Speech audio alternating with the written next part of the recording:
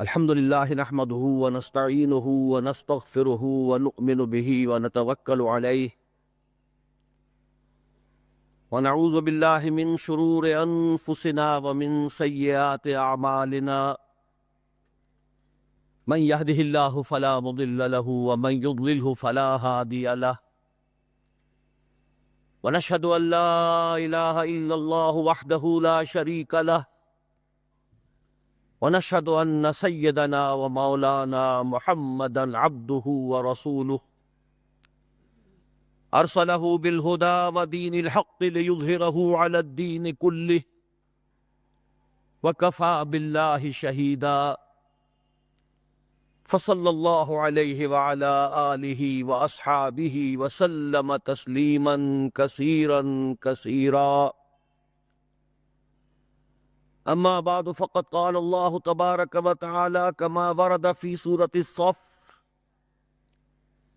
أعوذ بالله من الشيطان الرجيم بسم الله الرحمن الرحيم يريدون ليطفئوا نور الله بأفواههم والله متم نوره ولو كره الكافرون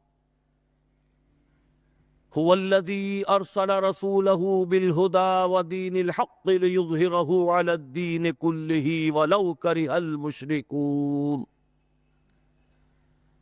يا أيها الذين آمنوا هل أدلكم على تجارة تنجيكم من عذاب أليم تؤمنون بالله ورسوله وتجاهدون في سبيل الله بأموالكم وأنفسكم ذلكم خير لكم إن كنتم تعلمون فقال تبارك وتعالى كما ورد في سورة النور وعد الله الذين آمنوا منكم وعملوا الصالحات ليستخلفنهم في الأرض كما استخلف الذين من قبلهم وليمكنن لهم دينهم الذي ارتضى لهم وليبدلنهم من بعد خوفهم أمنا يعبدونني لا يشركون بي شيئا ومن كفر بعد ذلك فأولئك هم الفاسقون صدق الله العظيم رب اشرح لي صدري ويسر لي أمري واحلل عقدة من لساني يفقهوا قولي اللهم ربنا ألهمنا رشدنا واعذنا من شرور أنفسنا اللهم أرنا الحق حقا وارزقنا اتباعه وأرنا الباطل باطلا وارزقنا اجتنابه اللهم وفقنا لما تحب وترضى اللهم وفقنا أن نجاهد في سبيلك بأموالنا وأنفسنا اللهم ارزقنا شهادة في سبيلك آمين يا رب العالمين. معزز حاضرین اور محترم رفقائے تنظیم اسلامی، خطاب جمعہ کے لیے 11:30 کا وقت معین تھا. ہم تقریباً نصف گھنٹے کی تاخیر سے گفتگو شروع کر رہے ہیں. کسی معذرت کی ضرورت محسوس نہیں ہوتی، اس لیے کہ حالات سب کے سامنے ہیں. پرسوں سے جو بارش کا طوفان شروع ہوا تھا، اس کی بنا پر جو سارا ہمارا پروگرام جو ہے درہم برہم ہوا ہے، وہ سامنے کے شامیانے جو ہے اس کی عملی تفسیر نگاہوں کے سامنے ہے. یہ اجتماع وہاں منعقد ہونا تھا. اس کے ساتھ ہی کچھ اللہ تعالیٰ کی اپنی مصلحتیں ہیں، اس کی اپنی حکمتیں ہیں کہ جس وقت یہاں بارش کا طوفان شروع ہوا ہے، عین اسی وقت لاہور میں مجھ پر بھی اس حال کا عارضہ ہوا.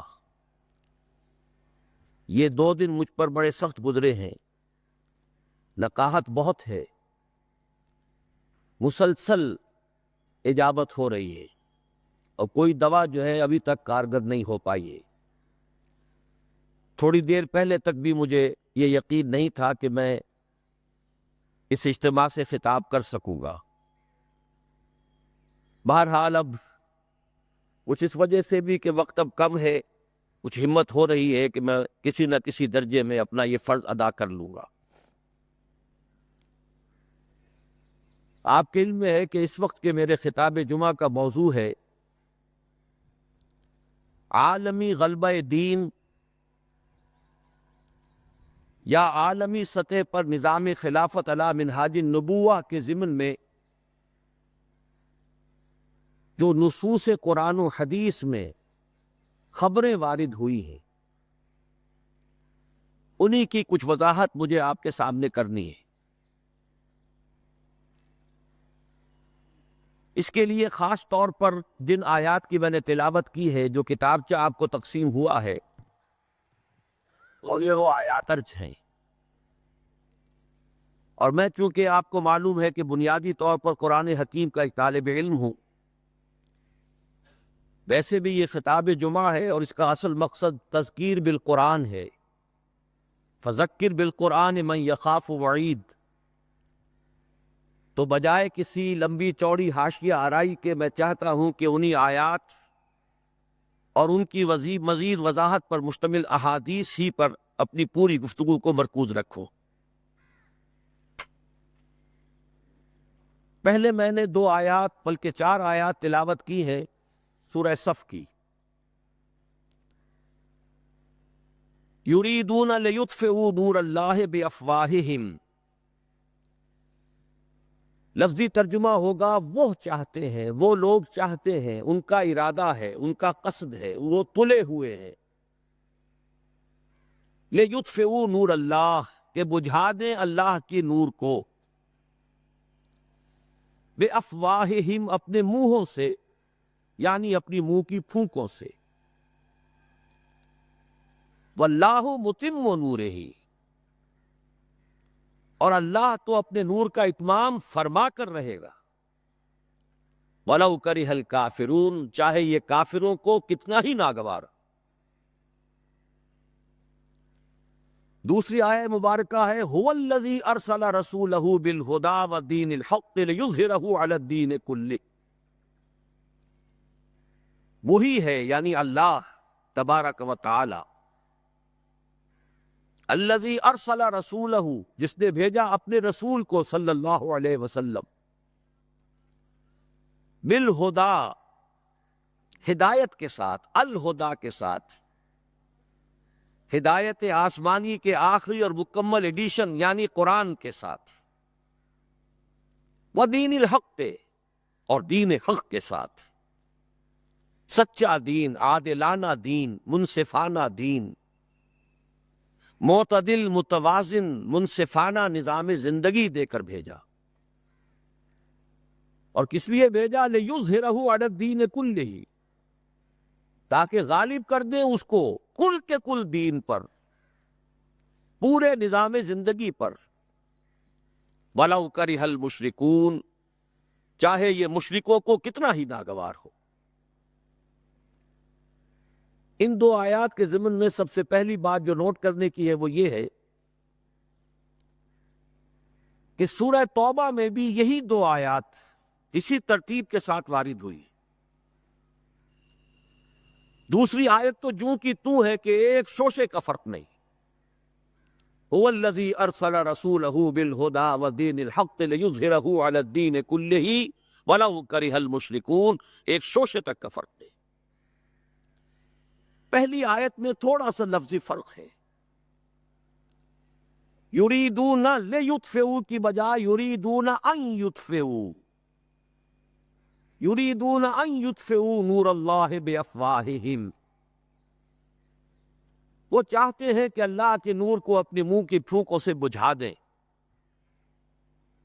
وَيَأْبَى اللَّهُ إِلَّا أَن يُتِمَّ نُورَهُ، اور اللہ کو ہرگز منظور نہیں ہے مگر یہ کہ اپنے نور کا اتمام فرمائے۔ وَلَوْ كَرِهَ الْكَافِرُونَ، چاہے یہ کافروں کو کتنا ہی ناگوار ہو۔ اب ذرا اس پہلی آیت کے ایک لفظ پر غور کیجئے، یریدون، وہ چاہتے ہیں، وہ سے مراد کون؟ سیاق و سباق قرآنی سے ثابت ہوتا ہے کہ اس سے مراد یہودی ہے۔ سورہ صف میں بھی اور سورہ توبہ میں بھی دونوں مقامات پر اس آیت سے متصلاً قبل بنی اسرائیل کا، یہود کا تذکرہ ہے۔ سورہ صف میں وَإِذْ قَالَ مُوسَىٰ لِقَوْمِهِ يَا قَوْمِ لِمَ تُؤْذُونَنِي وَقَدْ تَعْلَمُونَ أَنِّي رَسُولُ اللَّهِ إِلَيْكُمْ فَلَمَّا زَاغُوا أَزَاغَ اللَّهُ قُلُوبَهُمْ وَاللَّهُ لَا يَهْدِي الْقَوْمَ الْفَاسِقِينَ وَإِذْ قَالَ عِيسَى ابْنُ مَرْيَمَ يَا بَنِي إِسْرَائِيلَ إِنِّي رَسُولُ اللَّهِ إِلَيْكُمْ مُصَدِّقًا لِمَا بَيْنَ يَدَيَّ مِنَ التَّوْرَاةِ وَمُبَشِّرًا بِرَسُولٍ يَأْتِي مِن بَعْدِي اسْمُهُ أَحْمَدُ فَلَمَّا جَاءَهُم بِالْبَيِّنَاتِ قَالُوا هَذَا سِحْرٌ مُبِينٌ۔ یہ سارا تذکرہ یہود کا ہے۔ معلوم ہوا کہ یہاں مراد ہے بالخصوص یہود۔ یہودی چاہتے ہیں کہ اللہ کے نور کو اپنے منہ کی پھونکوں سے بجھا دیں۔ تاریخی اعتبار سے سب سے پہلے چلیے اس ماحول میں جب یہ آیات نازل ہوئی ہیں، اس وقت اگرچہ اسلام کی مخالفت میں دو گروہ تھے جو سرگرم تھے، ایک مشرکین عرب جن کے سر خیل تھے مشرکین مکہ، اور دوسرے یہودی۔ چنانچہ یہی بات ہے جو سورہ مائدہ میں فرمائی گئی، لَتَجِدَنَّ أَشَدَّ النَّاسِ عَدَاوَةً لِلَّذِينَ آمَنُوا الْيَهُودَ وَالَّذِينَ أَشْرَكُوا۔ تم پاؤ گے کہ اہل ایمان سے دشمنی میں شدید ترین تمام انسانوں میں یہودی ہیں اور مشرک ہیں۔ مکے کے مشرک یا جزیرہ نما عرب کے مشرک اس وقت جن کے سر خیل تھے، جن کے لیے قرآن مجید میں سورہ توبہ میں ائمہ کا لفظ آیا ہے، فَقَاتِلُوا أَئِمَّةَ الْكُفْرِ، ایک طرف وہ تھے جو شدید مخالف اور دوسری طرف یہودی، لیکن ان دونوں کی مخالفت کے انداز میں فرق تھا۔ یہ نوٹ کرنا چاہتا ہوں میں آج، اچھی طرح سمجھ لیجئے۔ پہلا فرق یہ تھا کہ مشرکین عرب سامنے سے وار کرتے تھے جمع مردی کے ساتھ، ان کے مقابلے میں ان کی مخالفت میں کمینگی نہیں تھی۔ وہ اپنے باطل معبودوں کے لیے بھی گردن کٹا رہے تھے۔ ابو جہل نے کہا تھا ذرا نیچے سے گردن کاٹنا تاکہ اونچی نظر آئے کہ سردار کی گردن ہے، جب تم کسی چیز پر اس کو اوپر لٹکاؤ گے۔ 70 جانیں انہوں نے پیش کی ہیں بدر میں اپنے دین باطل کے لیے اور اپنے معبودان باطل کے لیے۔ اس کے برعکس یہودیوں کی مخالفت تھی کمینگی والی مخالفت، ان میں مقابلے کی ہمت نہیں تھی، جرأت نہیں تھی۔ لا یقاتلونکم جمیعا، سورہ حشر میں فرمایا یہ یہودی کبھی تم سے مسلمانوں جمع ہو کر جمعیت کی شکل میں ڈٹ کر میدان میں آ کر مقابلہ نہیں کر سکیں گے، الا فی قری محصنۃ او من وراء جدر، بڑے مضبوط قلعہ بندیوں میں اپنے آپ کو محفوظ کر کے اور فصیلوں کے پیچھے سے، دیواروں کے پیچھے سے، عورتوں کی طریقے سے پتھراؤ کریں گے، اس کے سوا کچھ نہیں کر سکتے۔ تو پہلا فرق یہ تھا کہ مشرکین مکہ اور مشرکین عرب بالعموم مخالفت کر رہے تھے، لیکن ان کی مخالفت جمع مردوں والی مخالفت تھی، سامنے کے دشمن کی حیثیت سے کھلم کھلا علی الاعلان، جبکہ یہودیوں کی مخالفت میں کمینگی تھی، سازشی انداز تھا، خود لڑنے کے بجائے دوسروں کو ابھار ابھار کر لاتے تھے۔ اور دوسرا بڑا فرق کیا تھا، اس پہلے فرق کو تو نمایاں کیا اسی لفظ سے کہ گویا کہ اپنے منہ کی پھونکوں سے بجھانا چاہتے ہیں۔ ابو جہل بھی بجھانا چاہتا ہے اللہ کے نور کو، لیکن اپنے زور بازو کی بنیاد پر۔ اور یہ لوگ کردار کے اعتبار سے اتنے گر چکے ہیں کہ زور بازو کی بنیاد پر نہیں، منہ کی پھونکوں سے بجھانا چاہتے ہیں۔ بہترین تعبیر کی ہے اس کی مولانا ظفر علی خان نے کہ نور خدا ہے کفر کی حرکت پہ خندہ زن، پھونکوں سے یہ چراغ بجھایا نہ جائے گا۔ دوسرا فرق یہ تھا کہ اگرچہ مشرکین میں بھی ایسے لوگ تھے جو پہچان چکے تھے کہ محمد اللہ کے رسول ہیں، سچے ہیں، صادق ہیں، لیکن وہ استثنائی معاملات تھے، وہ غافل تھے۔ قرآن مجید میں بار بار ان کے کفر کے لیے توجیہ پیش کی گئی ہے کہ ان کے پاس کوئی رسول آیا ہی نہیں۔ ان کے لیے رسالت اور نبوت بڑی ایک عجیب سی شے تھی، وہ چیزیں ان کے ذہن سے بالکل خارج ہو چکی تھی۔ لیکن یہود کا معاملہ اس کے برعکس تھا، وہ 100% پہچانتے تھے محمد رسول اللہ کو صلی اللہ علیہ وسلم، بالخصوص ان کے علماء، یعرفونہ کما یعرفون ابناءہم، پہچانتے ہیں اسے جیسے کہ اپنے بیٹوں کو پہچانتے، علی وجہ البصیرت، وہ کسی مغالطے میں نہیں تھے، پوری ڈٹائی کے ساتھ پہچانتے ہوئے۔ آپ کو تو معلوم ہے کہ حضور صلی اللہ علیہ وسلم کی جو نشانیاں ہیں ان کا تو معاملہ بہت آگے کی بات ہے۔ حضور کے ادنا رفقا کا معاملہ کیا تھا کہ حضرت عمر رضی اللہ تعالیٰ عنہ کے بارے میں پوری ان کی صفات ان کے ہاں موجود تھی، اور عیسائی علماء نے ان کے ساتھ ٹیلی کر کے ہی حضرت عمر کو سامنے کھڑے ہو کے دیکھ کر اور پھر جو ہے یروشلم کا قبضہ دیا تھا کہ ہاں یہ وہی درویش بادشاہ ہے جس کا ذکر موجود ہے ہماری کتابوں میں کہ یروشلم اس کے ہاتھوں فتح ہوگا۔ تو یہ دو فرق ذہن میں رکھیے، یریدون لیطفئوا نور اللہ بافواہہم واللہ متم نورہ۔ دوسری بات جو سوچنے کی ہے اس آیت میں کہ نور اللہ سے مراد کیا ہے؟ اللہ کا نور ایک اعتبار سے ذہن منتقل ہوتا ہے قرآن حکیم کی طرف۔ نور اصل میں قرآن مجید میں ہدایت کے لیے بھی آتا ہے، تورات کے لیے آیا فیہا ہدی و نور، انجیل کے لیے آیا فیہ ہدی و نور، روشنی ہی سے انسان راستہ دیکھ سکتا ہے۔ الہدا قرآن حکیم، ہدایت کاملہ، اس کے لیے خاص طور پر لفظ آیا ہے۔ سورہ تغابن میں فرمایا فآمنوا باللہ ورسولہ والنور الذی انزلنا واللہ بما تعملون خبیر۔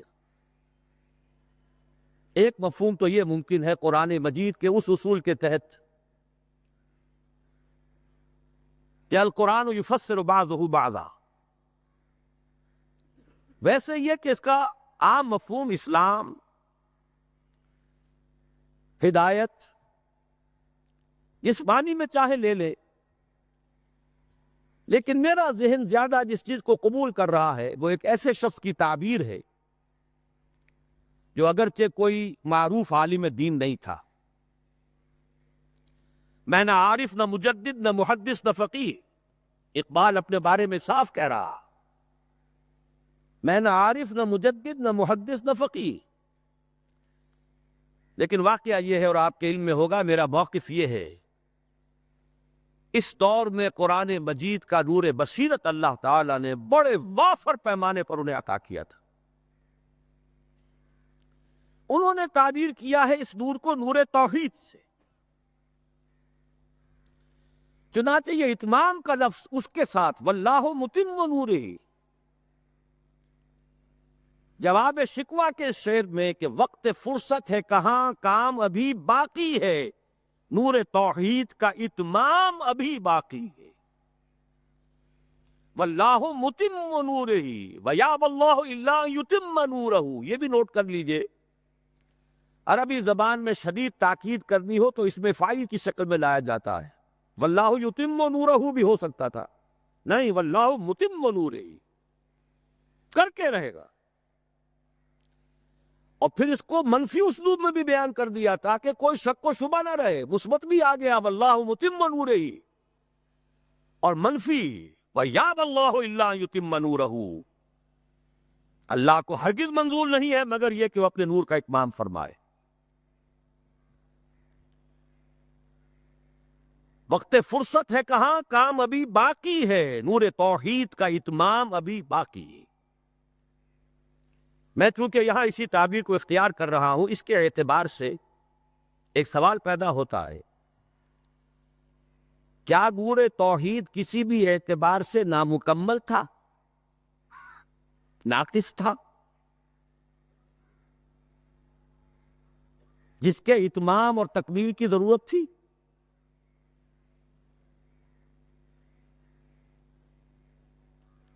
اگر میں اس سوال کا جواب ہاں میں دوں تو آپ سب چونک جائیں گے، لیکن میری وضاحت سن لیجئے۔ جہاں تک عقیدے کا نور ہے، عقیدے کی توحید ہے، اور انفرادی سطح پر اپنے عمل کی توحید ہے، توحید کے دو حصے سمجھ لیجئے۔ ایک توحید ہے عقیدے کی توحید، اللہ کو ایک ماننا، ایک جاننا، اس کی صفات میں، اس کی ذات میں کسی کو اس کا ساجی، ہمسر، برابر، ہم پلہ، کفو، ند، ضد نہ سمجھنا۔ ایک عمل کی توحید ہے کہ ایک ہی اللہ کے مطیع فرمان ہو جانا، ہمہ تن، ہمہ وقت، ہمہ وجوہ، مخلصین لہ الدین، یہ عمل توحید ہے۔ تو عقیدے کی توحید اور انفرادی سطح پر عمل کی توحید ہر دور میں مکمل رہی۔ حضرت آدم کی بھی مکمل تھی، حضرت نوح کی بھی مکمل تھی، تمام انبیاء کرام کی مکمل تھی، نہ ان کی عقیدے کی توحید میں کوئی کسر ہو سکتی تھی، نہ انفرادی سطح پر عمل کی توحید۔ لیکن ایک توحید ہے اجتماعی سطح پر عمل کی توحید، پورے نظام زندگی کا اللہ کے حکم کے تابع ہو جانا۔ یہ ابھی مکمل ہونا تھا، اس کی تکمیل ہونی تھی۔ افراد موحد تھے اپنی زندگیوں میں بھی، اپنے عقیدے میں بھی۔ نظام جیسا آج آپ غور کیجئے، بڑے بڑے فن خواہ موحد موجود ہیں ہمارے ہاں، فن خواہ سمجھتے ہیں اپنے آپ کو کہ معلوم ہوتا ہے شرک ہمارے قریب بھی نہیں آ سکتا۔ اجتماعی سطح پر ہم سب مشرک ہیں، پوری قوم مشرک ہے، مشرکانہ نظام ہے۔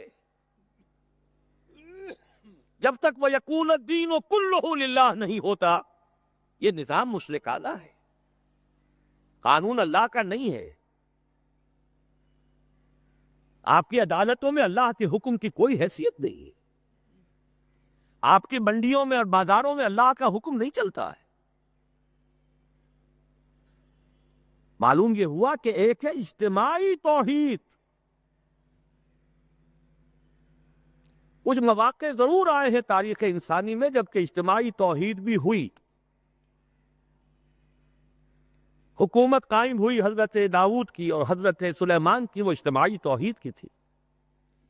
لیکن ایک بات نوٹ کر لیجئے گا، یہ میرا اصل میں کل کی تقریر کا موضوع ہے۔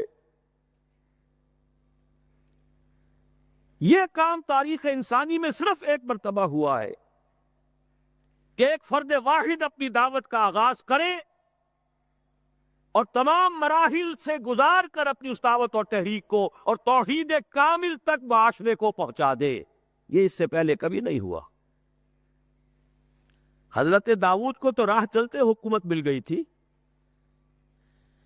جنگ تو ہو رہی تھی حضرت طالوت اور جالوت کی، وہ تو ایک گڈریا اپنا گوپیا لے کر آ گیا عین وقت پر اتفاقاً، اور اس گوپیے کی جو پتھر تھا وہ جالوت کے آنکھوں کے اس کی زنہ میں جو سوراخ تھا اس میں سے ہو کر اس کے بھیجے میں گزر گیا، مارا گیا، حکومت مل گئی۔ کیا حضرت داؤد ایک داعی کی حیثیت سے سامنے آئے تھے؟ کیا انہوں نے اپنی کوئی جماعت بنائی تھی؟ کیا ان مراحل سے گزرے تھے؟ قطعاً نہیں۔ صرف ایک مرتبہ ہوا ہے تاریخ انسانی میں، اور وہ محمد الرسول اللہ صلی اللہ علیہ وسلم۔ فرد واحد سے بات شروع کر کے یہ جو آتا ہے خطبات جمعہ میں آپ سنتے وحد اللہ، توحید باب تفعیل سے، اور اپنی توحید کو خالص کرو اور خالص کرو اور خالص کرو اور خالص کرو، شرک سے اسے ہر اعتبار سے پاک کر دو۔ یہ تو پوری زندگی کا لائف لانگ ایفرٹ ہے۔ آخری امتحان توحید کا جو لیا ہے ابراہیم کا، ابراہیم کے رب نے دیکھیں اس بوڑھے کے دل میں کہیں اپنے بیٹے کی، اکلوتے بیٹے کی محبت تو ہم سے زیادہ نہیں ہو گئی؟ کیسے کیسے امتحانات سے گزر چکا وہ بوڑھا، کیسے کیسے امتحانات، لیکن آخری امتحان دعائیں مانگ مانگ کر بیٹا لیا تھا۔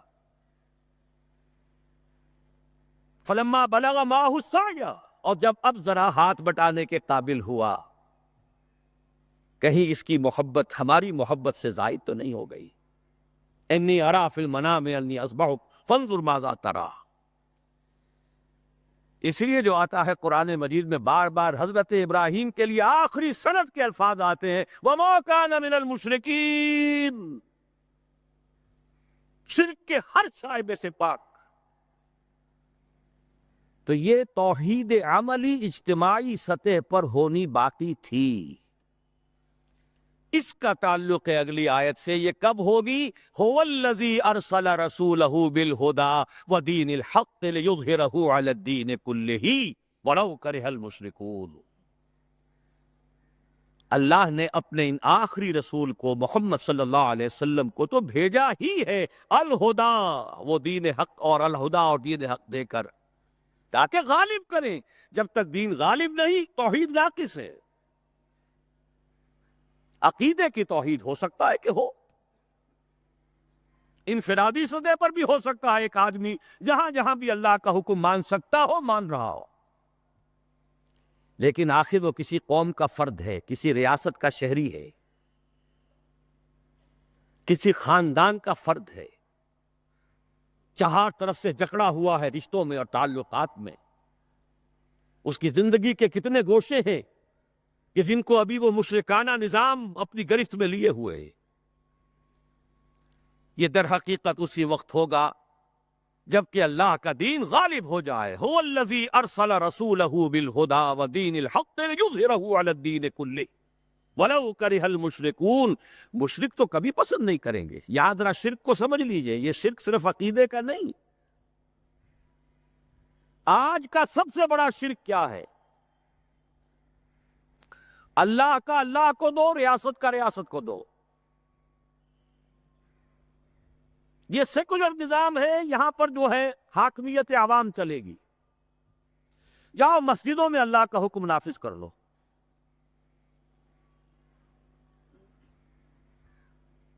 یہ سب سے بڑا شرک، کبھی گوارا نہیں کریں گے۔ توحید ہو جائے، اللہ ہی کا حکم چلے، سب پر یکساں جاری ہو جائے، سب یکساں اللہ کے حکم کے تابع ہو جائیں۔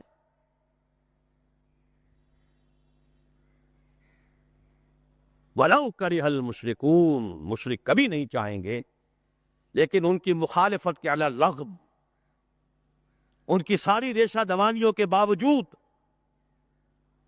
ان کی تمام سازشوں کے باوجود، اللہ کا دین غالب ہو کر رہے۔ اب ذرا تاریخی اعتبار سے جائزہ لیجئے، ابھی ہم تھے اس ماحول میں جبکہ ابھی یہ آیات نازل ہو رہی تھی۔ پہلی بات تو یہ سمجھ میں آ گئی کہ محمد الرسول اللہ صلی اللہ علیہ وسلم کا مقصد بعثت ہے غلبہ دین۔ یہ نوٹ کرنے کی بات ہے، کسی اور رسول کے لیے اللہ نے قرآن مجید میں یہ الفاظ استعمال نہیں کیے۔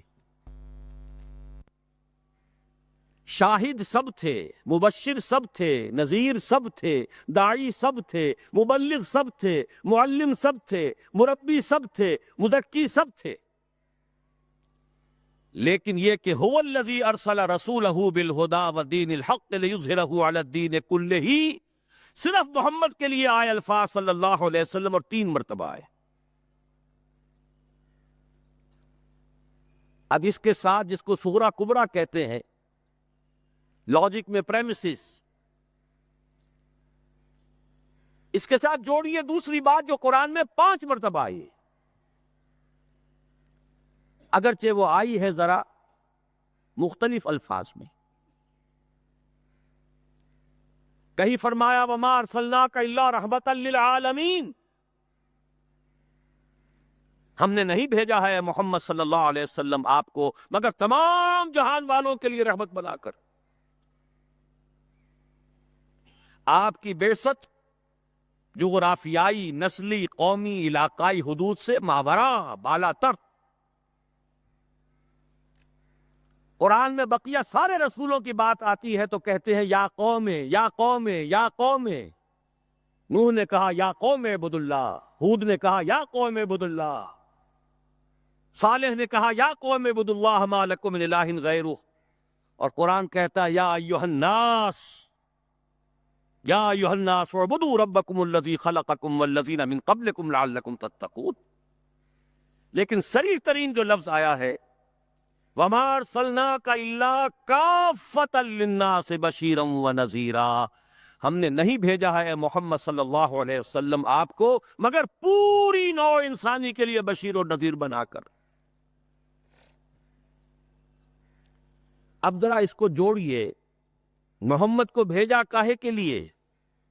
غلبہ دین کے لیے صلی اللہ علیہ وسلم، اور بھیجا کن کے لیے؟ تمام انسانوں کے لیے۔ کیا نتیجہ نکلتا ہے منطق سے؟ محمد الرسول اللہ صلی اللہ علیہ وسلم کا مقصد بعثت مکمل اسی وقت ہوگا جب پورے عالم انسانیت پر اللہ کا دین غالب آ جائے، ورنہ بات وہی ہے جو اقبال کا شعر سنا چکا ہوں، وقت فرصت ہے کہاں، کام ابھی باقی ہے، نور توحید کا اتمام ابھی باقی۔ لیکن یہ کہ اگر اللہ نے واقعی بھیجا محمد کو دین کے غلبے کے لیے صلی اللہ علیہ وسلم، اور اگر بھیجا ہے پوری نوع انسانی کے لیے، تو ناممکن ہے کہ یہ دنیا ختم ہو جائے اس سے پہلے کہ محمد الرسول اللہ کا مقصد بعثت مکمل ہو۔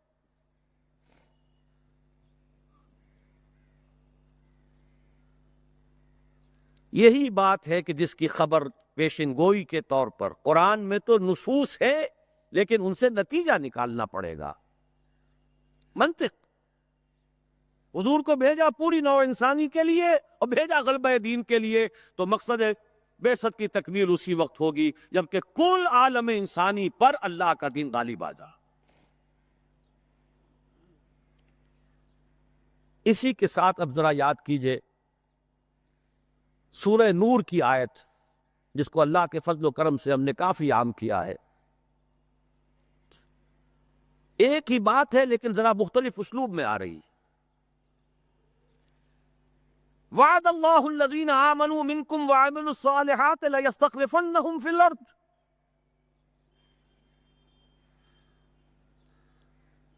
وعد اللہ الذین آمنوا منکم، یہاں منکم پر ذرا زور دیجئے، کن سے خطاب ہو رہا؟ مسلمانوں سے۔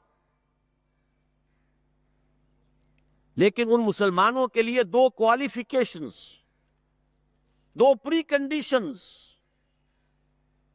اے مسلمانوں، اللہ کا وعدہ ہے تم میں سے ان سے جو ایمان اور عمل صالح کا حق ادا کر دیں، انکنڈیشنل نہیں ہے۔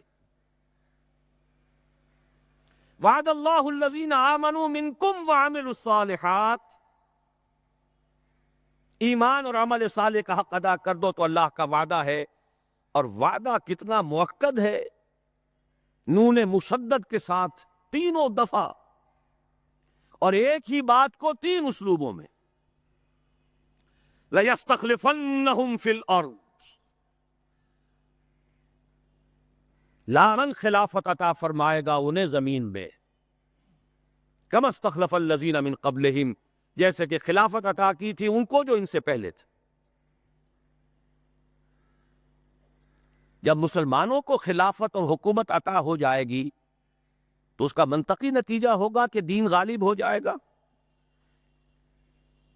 لیکن اس کو بھی کھول کر بیان کر دیا وَلَا يُمَكِّنَنَّ لَهُمْ دِينَهُمُ الَّذِي ارْتَضَىٰ لَهُمْ، اور لازماً متمکن کر دے گا، غالب کر دے گا ان کے اس دین کو جو اللہ نے ان کے لیے پسند فرما لیا ہے۔ الْيَوْمَ أَكْمَلْتُ لَكُمْ دِينَكُمْ وَأَتْمَمْتُ عَلَيْكُمْ نِعْمَتِي وَرَضِيتُ لَكُمُ الْإِسْلَامَ دِينًا۔ اچھا، جب مسلمانوں ہی کی حکومت ہو جائے گی، دین کا غلبہ ہو جائے گا، تو ظاہر بات ہے مسلمانوں کے لیے بندشیں اور خوف تو ختم ہو گئے۔ اس کو بھی واضح الفاظ میں وَلَيُبَدِّلَنَّهُم مِّن بَعْدِ خَوْفِهِمْ أَمْنًا، ان کی خوف کی حالت کو امن اور سکون سے بدل دے گا، کوئی خوف نہیں ہوگا۔ اب یہاں فرمایا یعبدوننی لا یشرکون بی شیئا، تب جا کر وہ ان کی عبادت اس درجے میں مکمل ہوگی کہ اس میں شرک کی کوئی آلائش باقی نہیں رہے گی۔ جب تک نظام پورا اللہ کے دین کے تابع نہیں، شرک موجود ہے۔ عقیدے کا شرک ختم ہو چکا، انفرادی سطح پر موحد بن چکے۔ لیکن یہ تو تین کام جب ہوں گے کہ اللہ کا دین غالب ہو جائے، اللہ کی حکومت اور مسلمانوں کی خلافت قائم ہو جائے، تب کہیں جا کر وہ بات ہوگی لا یشرکون بی شیئا، پھر شرک کا ہر شائبہ ختم۔ وَيَكُونَ الدِّينُ كُلُّهُ لِلَّهِ، دین کل کا کل اللہ کے لیے ہو جائے گا۔ اب ذرا تاریخی اعتبار سے دیکھ لیجئے، اس وقت اور آج سورہ نور نازل ہوئی اللہ سن 6 میں، اواخر سن 5 یا اوائل سن 6، وہی زمانہ سورہ صف کے نزول کا ہے۔ تاریخی اعتبار سے جوڑیے کتنی جلدی اللہ کے یہ وعدے پورے ہوئے۔ سن 6 ہی میں صلح حدیبیہ ہو گئی، انا فتحنا لک فتحا مبینا۔ سن 7 میں خیبر فتح ہو گیا، دولت مال غنیمت کے انبار آ گئے۔ 8 میں مکہ فتح ہو گیا۔ 9 میں یوں سمجھیے کہ پورے جزیرہ نما عرب سے اعلان کر دیا گیا تھا کہ اب شرک کا خاتمہ ہوگا۔ فَإِذَا انْسَلَخَ الْأَشْهُرُ الْحُرُمُ فَاقْتُلُوا الْمُشْرِكِينَ مِنْ حَيْثُ وَجَدتُّمُوهُمْ، موپنگ اپ آپریشن ہو گیا۔ جزیرہ نما عرب جاء الحق وزهق الباطل ان الباطل كان زهوقا۔ اور اس کے بعد 25 برس کے اندر اندر وہ نظام خلافت لَيَسْتَخْلِفَنَّهُمْ فِي الْأَرْضِ، کہاں سے کہاں تک، دریائے اوکسس، ادھر اٹلانٹک، ادھر یمن، ادھر کوکیشیا۔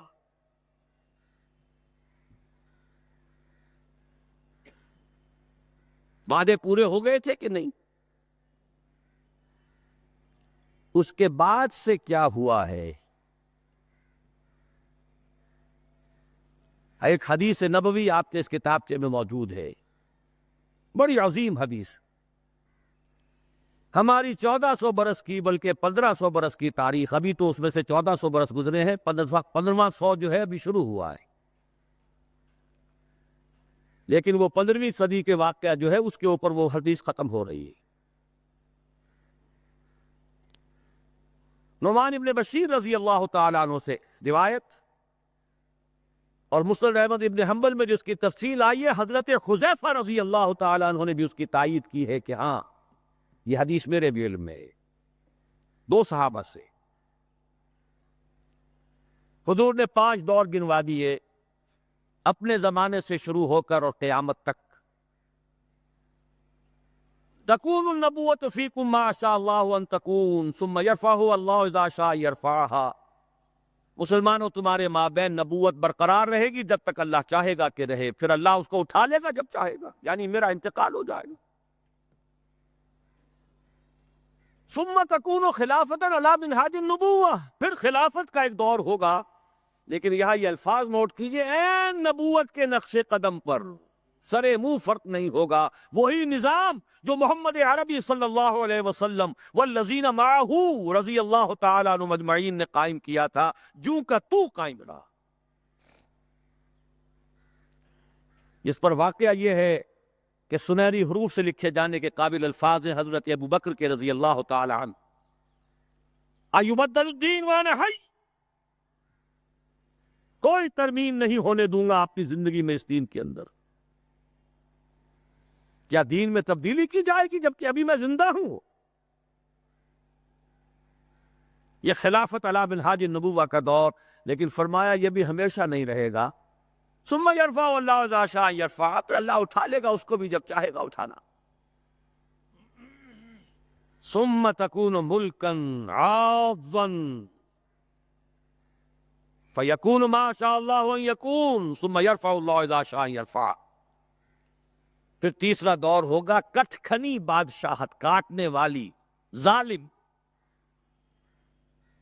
یہ اسی ظالم بادشاہت کا زمانہ ہے جبکہ حضرت حسین رضی اللہ تعالی عنہ شہید کیے جا رہے ہیں، جبکہ عبداللہ ابن زبیر رضی اللہ تعالی عنہما شہید کیے جا رہے ہیں، جبکہ واقعہ ہررا ہو رہا ہے مدینۃ النبی۔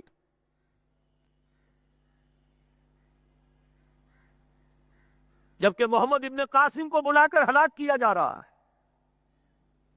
موسیٰ ابن نصیر کی توہین و تذلیل ہو رہی ہے۔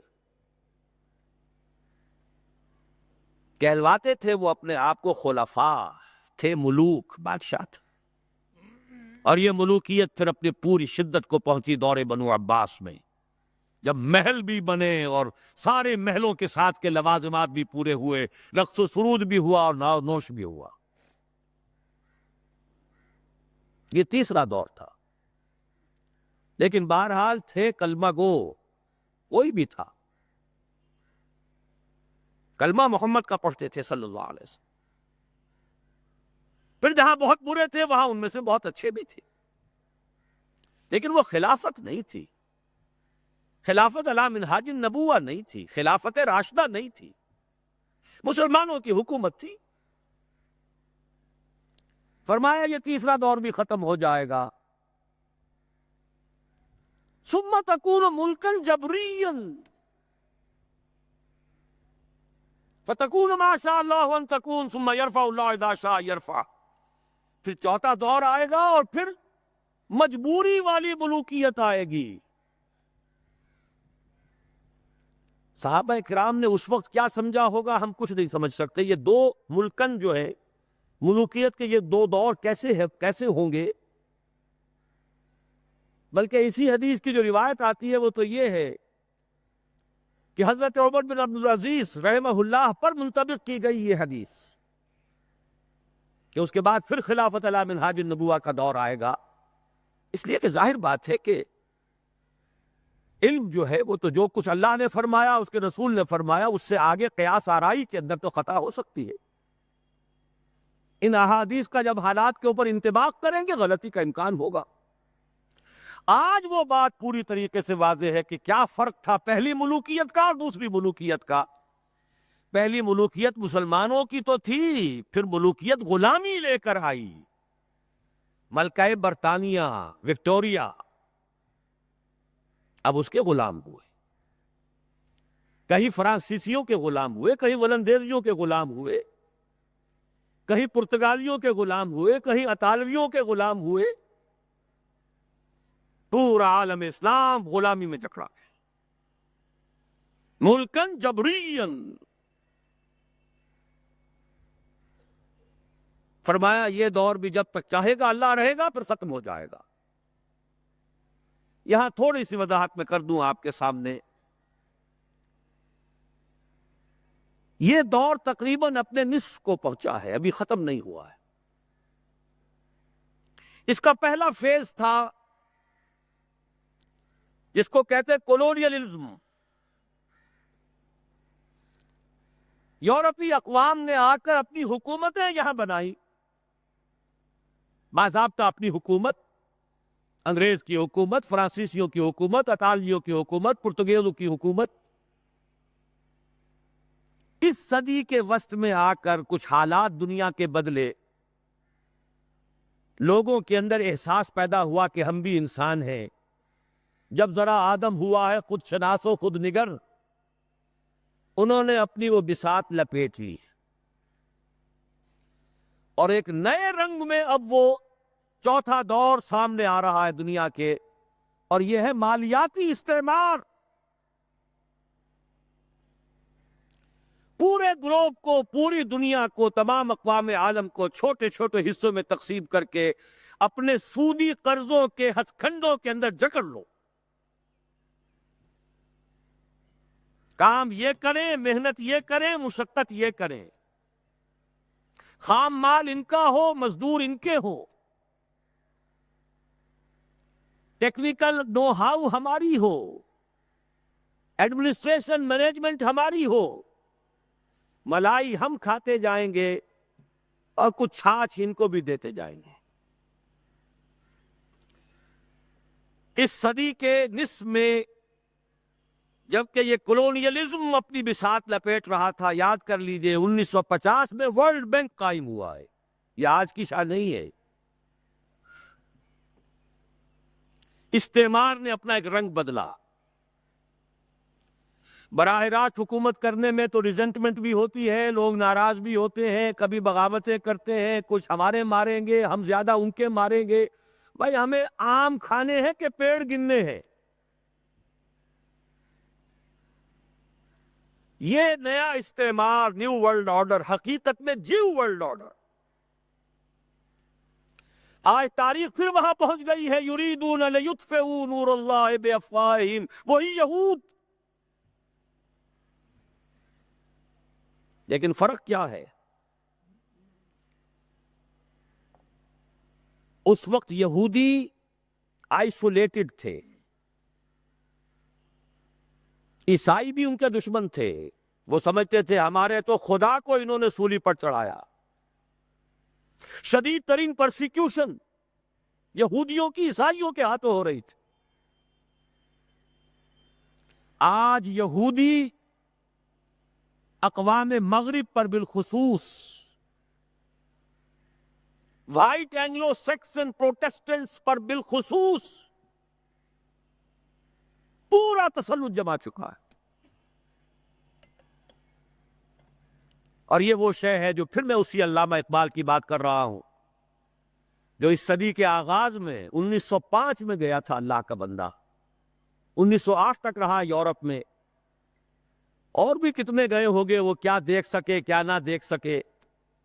لیکن ایک بصیرت اللہ نے جو دی تھی کہ گاہ میری نگاہ تیز چیر گئی دل وجود، گاہ الجھ کے رہ گئی میرے توہمات میں. وہ دل وجود کو جو چیر کر دیکھا ہے، اسی وقت حقیقت دیکھ لی تھی کہ فرنگ کی رگے جاں پنجے یہود میں. خود یورپینز کو اس کا احساس کہیں بعد میں جا کر ہوا ہے، دوسری جنگ عالمگیر کے دوران ہوا ہے، جب جرمنوں کے ہاتھوں ان کے 60 لاکھ آدمی یا کم سے کم 40 لاکھ آدمی قتل ہوئے ہیں. وہ بعد میں احساس ہوا. اقبال تو دیکھ آیا تھا فرنگ کی رگے جاں پنجے یہود میں. تو آج جان لیجئے کہ نیو ورلڈ آرڈر جو حقیقت میں جیو ورلڈ آرڈر ہے، ایک نیا عالمی مالیاتی استعمار، جو دیکھنے کے لیے تو امریکہ کی سربراہی میں ہے، حقیقتاً اس کی باغ یہودیوں کے ہاتھ میں. اور پھر وہی وقت آ گیا ہے. یریدون لیطفئوا نور اللہ بافواہہم. ان کی تمام پالیسیز کا نقطۂ ماسکہ یہ ہے اسلام کو ختم کرو. اور کیوں؟ انہیں معلوم ہے اگر کوئی خطر مجھ کو تو اس امت سے ہے. اس کی خاکستر میں ہے اب تک شرارے آرزو، خال خال اس قوم میں اب تک نظر آتے ہیں وہ کرتے ہیں اشک سحرگاہی سے جو ظالم وضو. خطرہ ہے تو یہاں سے. فوکویاما نے کتاب لکھی اینڈ آف ہسٹری. جیسے کوئی بہت بڑی جنگ جیت لے اور پھر فتح کے شادیانے بجا رہا ہو، بغلیں بجاتے ہوئے اس نے لکھا کہ سوویت یونین ختم ہو گیا، ثابت ہو گیا کہ ہمارا ہی نظام بہترین ہے. یہ غیر فطری نظام تھا، یہ غلط نظام تھا، اور کوئی نظام مقابلے میں ہے ہی نہیں، ایک ہی تھا. معلوم ہوا کہ ہمارا ویسٹرن سیکولر کیپٹلسٹک سسٹم ہی دنیا کا بہترین نظام ہے. یہ آخری بلندی ہے جہاں تک نوع انسانی چڑھ سکتی تھی، ترقی کر سکتی تھی. سوشل ایوولوشن کا آخری مقام ہے اینڈ آف ہسٹری. جیسے کوئی شخص ماؤنٹ ایوریسٹ کو سر کر لے تو سمجھے کہ اب میں بلندی کی انتہا پر پہنچ گیا. اس زمین پر تو اس سے آگے بلندی نہیں ہے. ہنٹنگٹن نے اس کے جواب میں ایک مقالہ لکھا, دونوں امریکہ کے ہیں. نہیں نہیں نہیں, میں اپنے دوست فوکو یاما سے اختلاف کرتا ہوں. ابھی تہذیبوں کا تصادم ہوگا.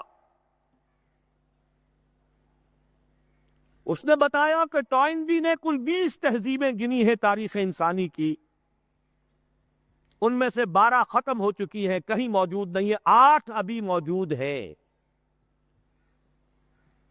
ایک ہماری مغربی تہذیب ہے, 7 اور ہیں. لیکن ان 7 میں سے 5 ایسی ہیں کہ جن کو آسانی سے ہم ایسیبلیٹ کر سکتے ہیں, اپنے اندر ضم اور گم کر سکتے ہیں, وہ ہمارے لیے کوئی خطرہ نہیں. لیکن 2 تہذیبیں ایسی ہیں کہ جو ہمارے لیے ایک چیلنج ہیں.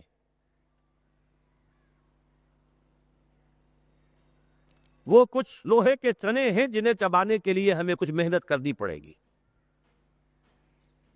ایک ہے مسلم سویلائزیشن اور ایک ہے کنفیوشین سویلائزیشن آف چائنا. اس کے بعد مشورہ دیتا ہے اپنی حکومت کو, امریکن حکومت کو, کہ 2 کام کرو. ایک تو چین کو مسلمان ملکوں سے دور کرو. ایشیا پیسیفک یہ کانسیپٹ ڈیولپ کیا گیا ہے اس مقالے کے بعد.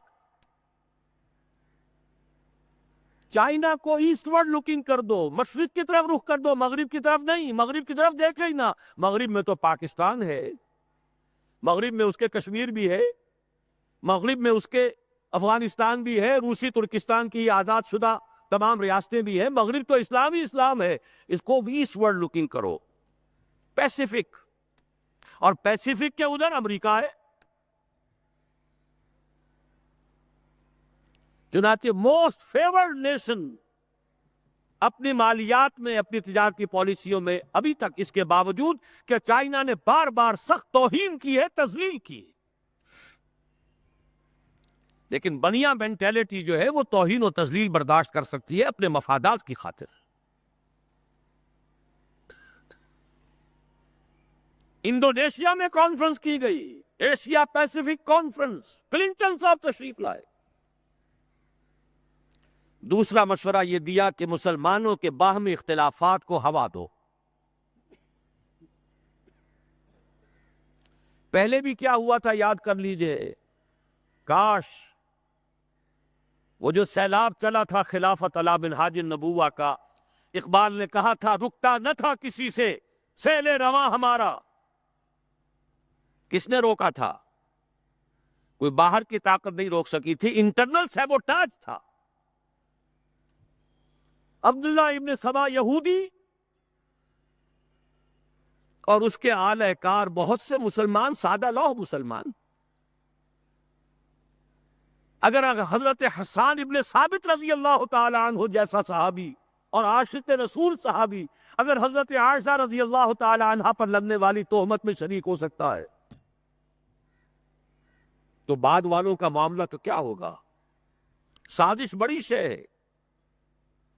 یہودی سازش ایسا پھاڑا ہے اس امت کو کہ آج تک وہ خون رس رہا ہے, اور آج بھی وہی یہودی سازش شیعہ سنی کو لڑا کر اپنے مذموم مقاصد حاصل کر رہا ہے.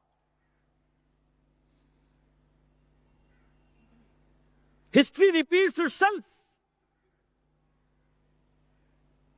تاریخ اپنے آپ کو دہرا رہی ہے. وہی یہودی عبداللہ ابن سبا لڑا دیا. 1,00,000 کے قریب مسلمان ایک دوسرے کی تلواروں اور تیروں سے ختم ہوئے. 10,000 ایک رات میں جنگ جمل, 74,000 جنگ صفین میں, 4,000 نہروان میں, اور جمع کرتے جائیے. ساری قوت ختم ہو کر رہ گئی. جس کو کہتے ہیں کہ وہ موشن ٹوٹ گئی. چڑھائی پر چڑھتے ہوئے ٹرک جو ہے بھاری لوڈڈ, اگر موشن ٹوٹ جائے پھر بڑا مشکل ہو جاتا ہے. تھمتا نہ تھا کسی سے سیل رواں ہمارا، وہ رک گیا۔ آج بعین ہی وہی ہو رہا ہے، یریدون لیطفئوا نور اللہ بافواہہم واللہ متم نورہ ولو کرہ الکافرون۔ لیکن اللہ نے اپنے رسول کو جس مقصد بعثت کے ساتھ بھیجا تھا اس کی تکمیل تو ہو کر رہے گی۔ وَمَكَرُوا وَمَكَرَ اللَّهُ وَاللَّهُ خَيْرُ الْمَاكِرِينَ۔ یہ اپنی سی چالیں چل رہے، اللہ بھی اپنی چالیں چلے گا، اور اللہ سے بہتر چال کس کی ہوگی؟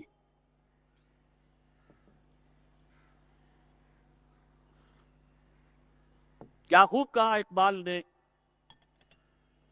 دنیا کو ہے پھر مار کا روح و بدن پیش،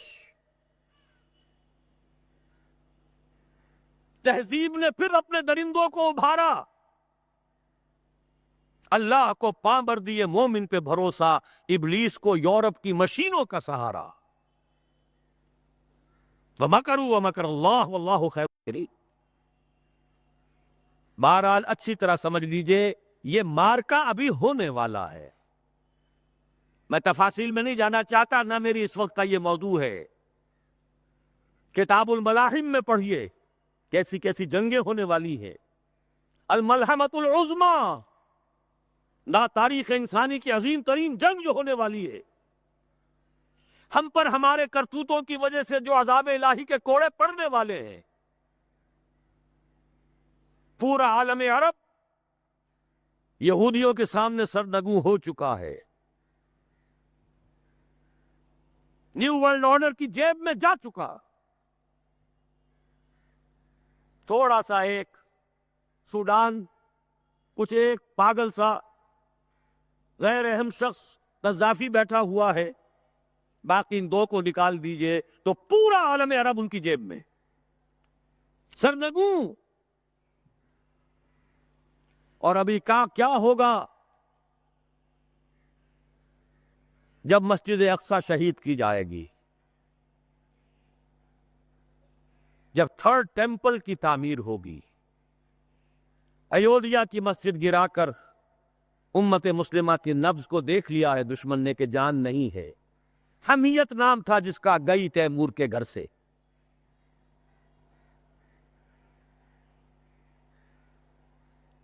یہ بہت دور کی باتیں نہیں ہیں، بہت قریب آنے والے واقعات ہیں، لیکن اس وقت میں ان کے بارے میں کچھ عرض نہیں کرنا چاہتا۔ یہ سب کچھ ہوگا۔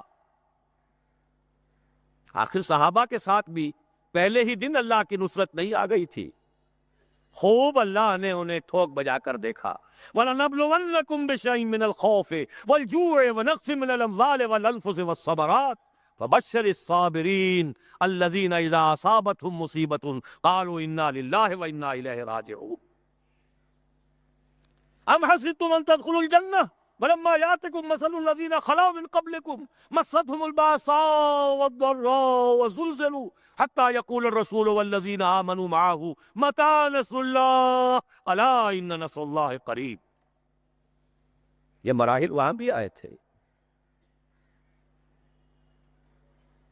غزوہ احزاب میں وَزُلْزِلُوا هُنَالِكَ ابْتُلِيَ الْمُؤْمِنُونَ وَزُلْزِلُوا زِلْزَالًا شَدِيدًا۔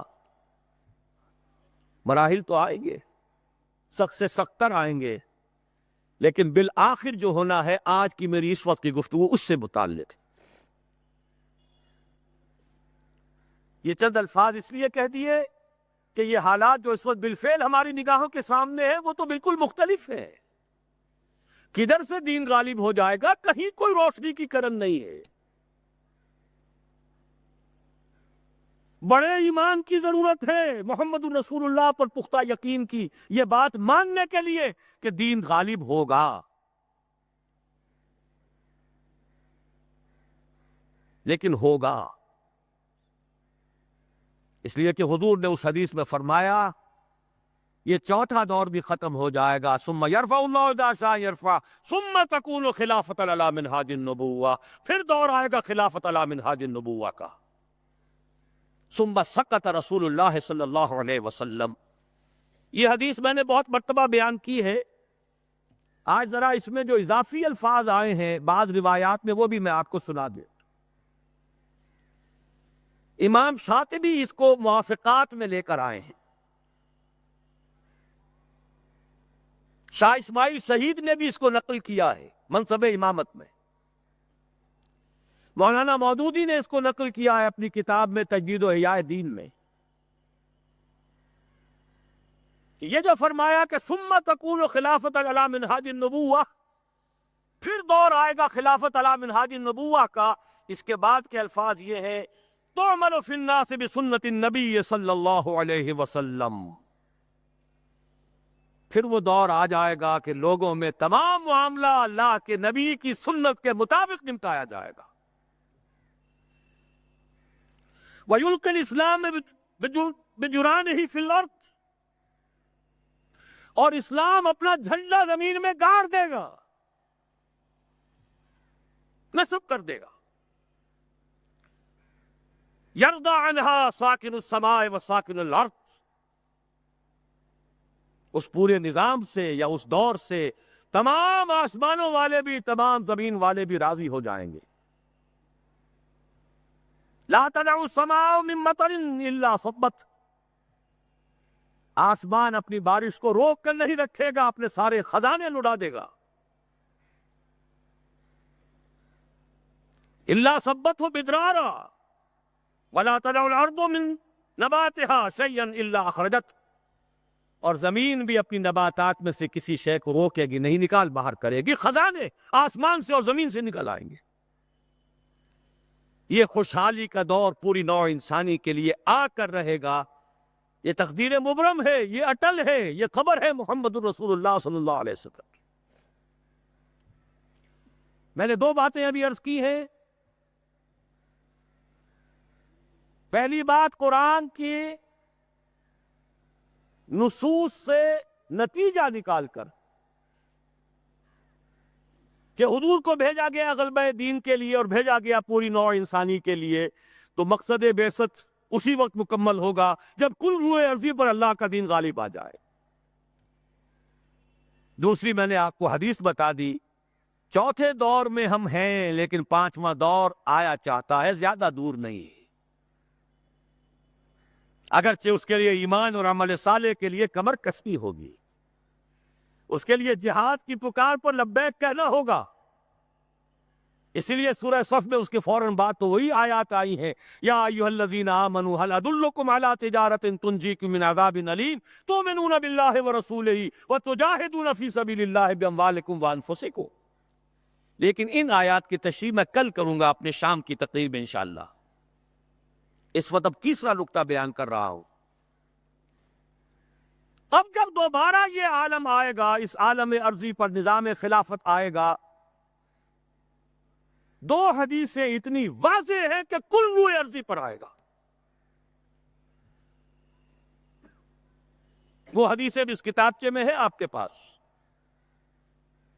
مقداد ابن الاسود سے روایت ہے رضی اللہ تعالی عنہ،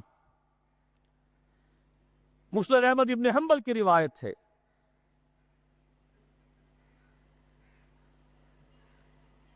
حضور صلی اللہ علیہ وسلم نے فرمایا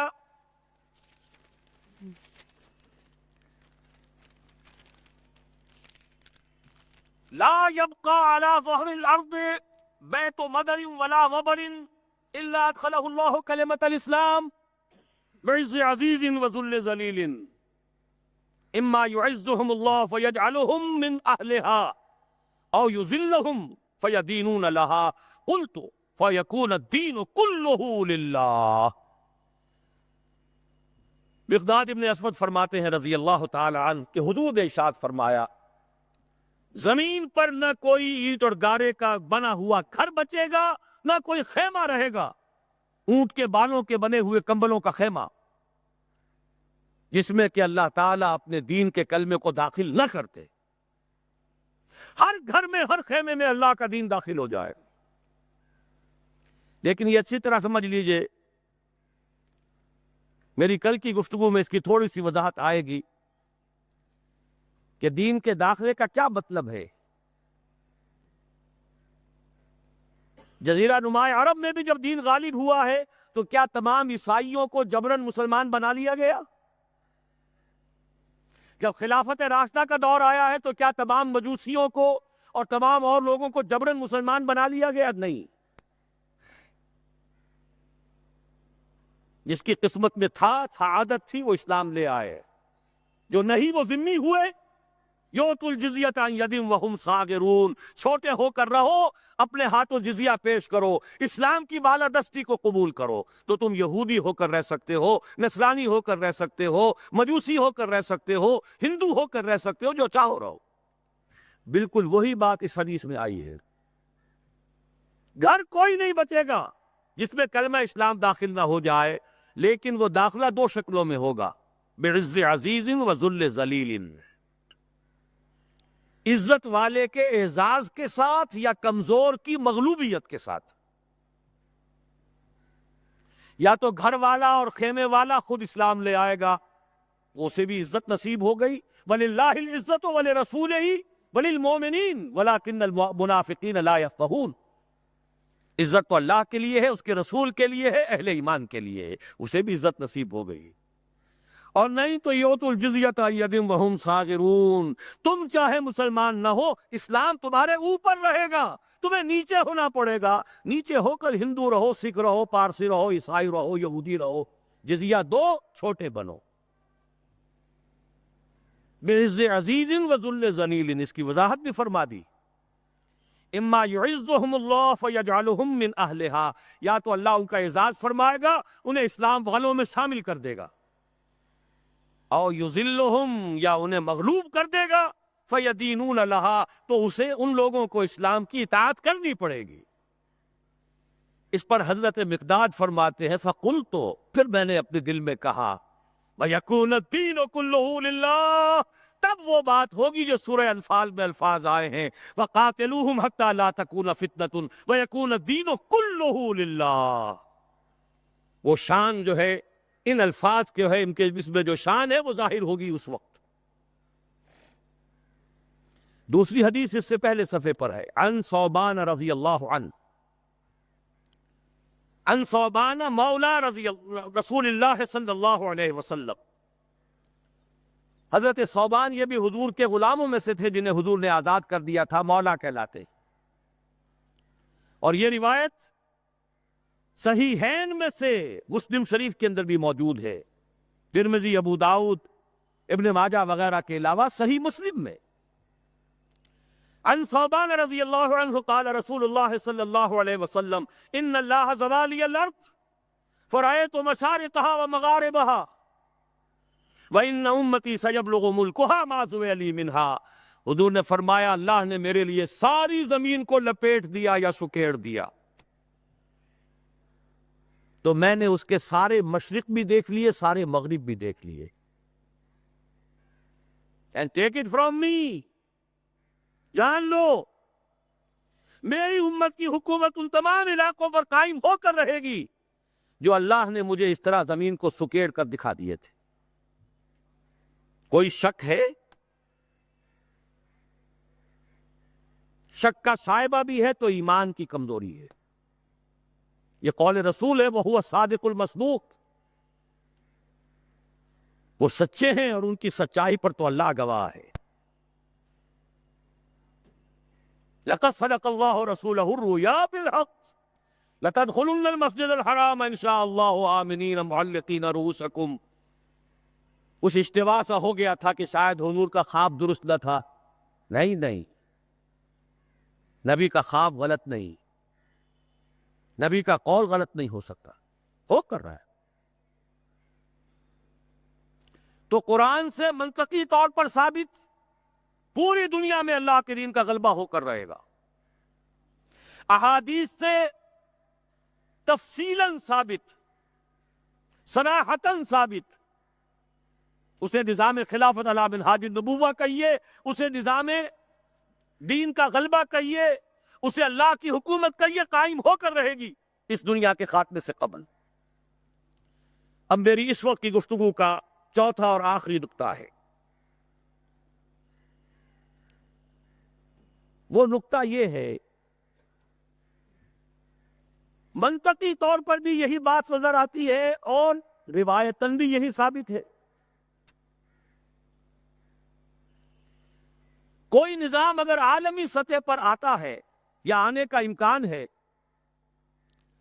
تو اس کی ترتیب اور تدریج یہی ہوگی کہ پہلے کسی ایک ملک میں آئے اور پھر پھیلے. منطق بھی یہی کہتی ہے، تاریخ بھی یہی بتاتی ہے. فرانس کا انقلاب فرانس میں آیا، پھر پھیل گیا پوری دنیا میں. اشتراکی انقلاب روس میں آیا، لیٹن امریکہ تک پہنچ گیا. سب سے بڑھ کر محمد عربی صلی اللہ علیہ وسلم کا انقلاب جزیرہ نماء عرب میں آیا اور پھر پھیلا دائیں بائیں، مشرق مغرب شمال. منطقی طور پر بھی یہی ممکن ہے. اور اس کو اگر کانورس لے لیجئے، اس کا ضد لے لیجئے، اگر پوری دنیا میں بیک وقت اس کا قیام ممکن ہوتا تو حضور کے ہاتھ ہو جاتا. افضل البشر ہیں کہ نہیں؟ سید الانبیاء اور رسول ہیں کہ نہیں؟ سید الاولین والآخرین ہیں کہ نہیں؟ خاتم النبیین ہیں کہ نہیں؟ اگر یہ ہو سکتا ہوتا تو حضور کے ہاتھ ہو جاتا. وہاں بھی یہی ہوا. 23 برس کی محنت شاقہ سے جزیرہ نماء عرب میں وہ نظام قائم ہو گیا. اب دائیں بھی پھیلا، عراق سے ہوتے ہوئے ایران، اور ایران سے ہوتے ہوئے ماوراء النہر، اور وہاں سے ہوتے ہوئے ہندوستان آیا. مغرب میں نکلا شام سے ہوتے ہوئے، اور پھر مصر، اور مصر سے لیبیا، اور لیبیا سے الجزائر، چلتے جائیے. شمال میں کوکیشیا ماؤنٹینز. یہی تدریج ہو سکتی ہے نا؟ اب بھی یہی ہوگی. لیکن سوال یہ ہے کہ کیا کوئی انڈیکیشن ہے، کوئی اشارات ہیں، کوئی صراحت ہے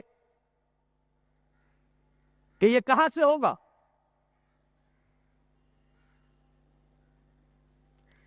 مسلمانوں کا ذہن تو فوراً جائے گا کہ مکہ مکرمہ ہی سے ہونا چاہیے، مدینہ منورہ سے ہونا چاہیے، جزیرہ نماء عرب سے ہونا چاہیے. لیکن دو اعتبارات سے بات بالکل مختلف ہے. بلکہ میں تو شاید آج تیسری بات کا اضافہ کر کے بتاؤں، 3 اعتبارات سے بالکل مختلف.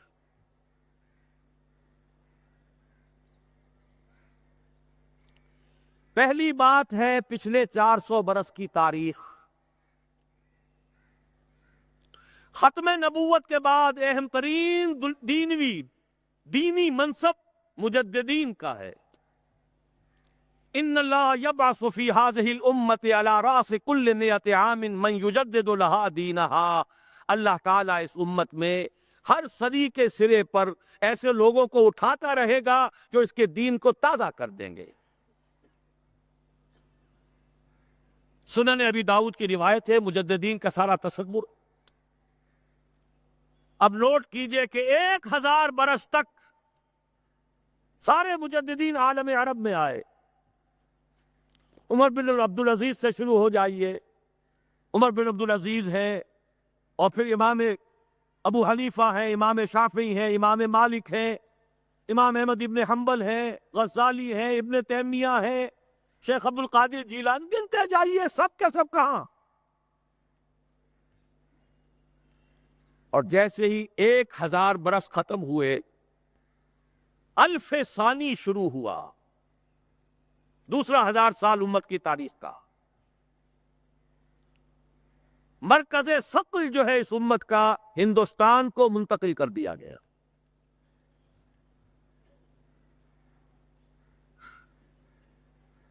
اسپرچول سینٹر آف گریویٹی، روحانی اور علمی مرکز ثقل ہندوستان میں منتقل ہو گیا. 11ویں صدی کے مجدد اعظم شیخ احمد سرہندی رحمۃ اللہ علیہ، پوری دنیا میں ان کے سطح کا کوئی انسان آپ کو 11ویں صدی میں نظر نہیں آئے گا. اور ان کا سلسلہ مجددیہ نقشبندیہ پورے ترکش بیلٹ کے اندر پھیلا ہوا. اسی سال ایک بہت بڑی کانفرنس ہوئی ہے لاس اینجلس میں، سلسلہ مجددیہ نقشبندیہ کی ایک بہت بڑی کانفرنس ہوئی ہے. میں خود بھی اس میں شریک ہوا ہوں. اگرچہ وہاں بہت سی غلط چیزیں بھی شامل ہیں، لیکن اندازہ کیجئے یہ سلسلہ پورے ٹرکش بیلٹ میں امام شامل تھے تو انہی میں سے تھے، کہ پوری ٹرکش بیلٹ افغانستان سے شروع ہو جائیے، صبغت اللہ مجددی، یہ کون سے کس کے نام سے ہیں؟ یہ 12ویں صدی ہجری کے مجدد اعظم سائنس ولی اللہ دہلوی رحمت اللہ علیہ، اس دور میں صرف ایک شخص اور نظر آتا ہے دنیا میں ان کا ہم عصر، اور وہ شیخ محمد ابن عبد الوہاب ہیں، لیکن اگر ایک ترازو میں رکھ کر دونوں کو تولیں تو کوئی تقابل نہیں دونوں کے اندر۔ جامع معقول و منقول، جامع ظاہر و باطن، چاروں ڈائمنشنز کے حوالے سے جامع ترین شخصیت شاہ ولی اللہ دہلوی کی ہے رحمت اللہ علیہ۔ 13ویں صدی ہجری میں جہاد بہت سے ہوئے ہیں، سلوسی نے بھی جہاد کیا ہے، مہدی سوڈانی نے بھی کیا ہے، لیکن سب سے عظیم جہاد سید احمد بریلوی اور شاہ اسماعیل شہید رحمہ اللہ، وہ کہاں ہوا؟ ہندوستان۔ 14ویں صدی میں یوں تو ہمارے ہاں بہت سے لوگوں نے اپنے اپنے مجدد جو ہے منتخب کر لیے ہیں۔ تھانوی حضرات کے نزدیک مولانا اشرف علی تھانوی رحمت اللہ علیہ نصر مجدد جامع المجددین ہے، بریلوی حضرات کے نزدیک شاہ احمد رضا خان بریلوی وہ بہت بڑے مجدد ہیں وغیرہ وغیرہ، لیکن میرا اپنا ایک تجزیہ ہے، میں اپنی پوری کتاب میں بھی واضح کر چکا ہوں۔ علماء کے طبقے کی عظیم ترین شخصیت مجدد اعظم 14ویں صدی کے شیخ الہند مولانا محمود حسن اسیر مالٹا، جس کو انگریز نے گرفتار کر کے ہندوستان میں نہیں رکھا، مالٹا میں رکھا ہے۔ اقبال کے نفس سے ہے لالے کی آگ تیز، ایسے غزل سرا کو چمن سے نکال دو۔ اس کے علاوہ جو عظیم شخصیتیں ہندوستان نے پیدا کی ہیں، ان کے پاس ان کے برابر بھی کوئی شخصیت عالم عرب میں نہیں۔ اقبال جیسا مفکر کہیں ہے؟ مولانا مودودی جیسا مصنف کہیں ہے؟ مولانا الیاس جیسا مبلغ کہیں ہے؟ عالمی سطح پر، عالم عرب ہو یا عالم عجم ہو، اگر کوئی ڈنکا بول رہا ہے تو مولانا مودودی کی کتابوں کا ہے، مولانا الیاس کی تبلیغی جماعت کا ہے، اور دنیا کے کسی ملک سے اٹھنے والی کسی جماعت کا عالمی سطح پر کوئی اثر نہیں۔ سب اپنے اپنے علاقے کے ہیں، سب اپنے اپنے علاقے میں کام ہے، کوئی کسی کو جانتا بھی نہیں۔ اور فلسفیکل لیول پر، انٹلیکچوئل لیول پر علامہ اقبال واحد شخص ہے، کوئی دوسرا ہے ہی نہیں۔ تقابل تو وہاں کیا جائے جہاں کوئی دوسرا ہو، وہ تو دوسرا ہے ہی نہیں۔ یہ کیا سب کچھ یوں ہی ہو رہا ہے، ایٹ رینڈم ہو رہا ہے، یا کوئی حکمت خداوندی ہے؟ یدبر الامر من السماء الی الارض، تدبیر خداوندی جو ہے، یدبر الامر من السماء الی الارض ثم یعرج الیہ فی یوم کان مقدارہ الف سنۃ مما تعدون۔ اللہ کی تدبیر تو ہزار برس کی ہوتی ہے۔ 400 برس کی تاریخ آپ کو میں نے بتا دی، ٹھیک دینی اعتبار سے۔ اس میں اضافہ کیجئے، وہ جو کولونیل رول تھا اس سے آزادی تمام مسلمان ملکوں میں چلی، تحریک چلی ہے نا، لیکن اسلام کا نعرہ صرف تحریک پاکستان کے لیے لگا۔ عربوں نے عرب نیشنلزم کا حوالہ لیا ہے، سہارا لیا ہے۔ خلافت ختم ہو رہی تھی، احتجاجی تحریک صرف ہندوستان میں چلی، باقی پوری دنیا کے مسلمانوں نے یہ بھی محسوس نہیں کیا، جیسے کہ حضور نے فرمایا ہے کہ ایک منافق کو بھی گناہ کرنے سے کچھ احساس تو ہوتا ہے، بس اتنا ہی ہوتا ہے جیسے ناک پر مکھی بیٹھی تھی اسے اڑا دیا۔ اس سے زیادہ احساس خلافت کے خاتمے کا پوری دنیا میں کہیں نہیں ہو۔ اور یہاں مشرق سے مغرب، شمال سے جنوب، بولی اماں محمد علی کی جان بیٹا خلافت پہ دے دو، ہندوؤں کو شریک ہونا پڑا خلافت کی تحریک۔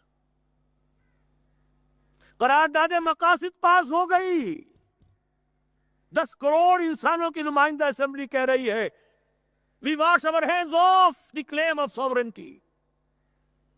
ہم حاکمیت کے دعوے سے دستبردار ہوتے ہیں، سروری زیبا فقط اس ذات بے ہمتا کو ہے، حکمراں ہے ایک وہی، باقی بتان آزری۔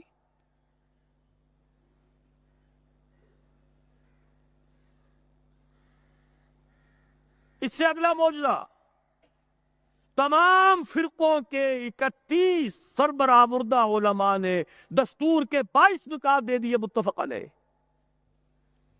اس کے بعد قافلہ بھٹک گیا، میں اس طرف جانا نہیں چاہتا، اس وقت صرف آپ کو مثبت چیزیں بتا رہا۔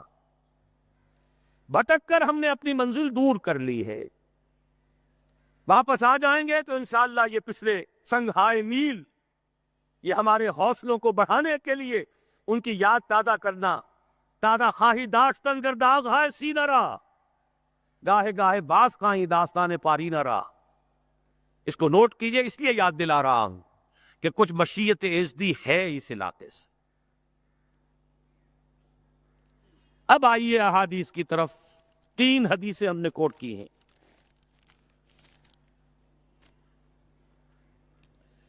عن عبداللہ بن الحارث رضی اللہ عنہ،